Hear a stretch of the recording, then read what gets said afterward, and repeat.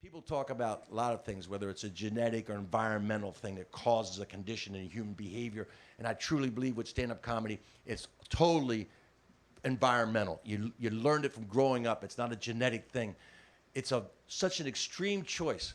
And I used to think about, like, why did I choose this? Why do other people I know choose this? Because we all knew funny people. Like, I wasn't the funniest person of the guys I hung out with.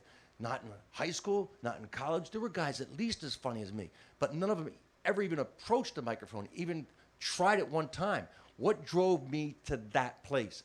And to me, I kind of came up with this theory. You were raised either a prince or a POW. That's my theory. It's such an extreme choice to go to that microphone. And so if you were raised a prince, that means everything you did was validated. Everything you did was praised. You got so much praise, so much validation, that when you came out into the real world, where were you going to get that kind of validation? Where were you going to get that kind of praise? Working in a cubicle in an office? No way. You go to the stage. And the opposite for the POW. You were beaten like a dog, emotionally, physically, or both.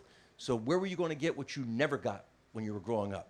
And stand-up comedy. Now, this takes into account that you all have to have a sense of humor, obviously. But that's what the person with a sense of humor is driven to that. The POW and the Prince have different kind of performances.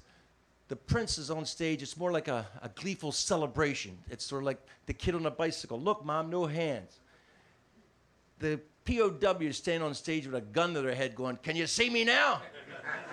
Can you see me now?" And I can generally tell whether someone's a Prince or POW stand-up by the way they accept the applause at the end.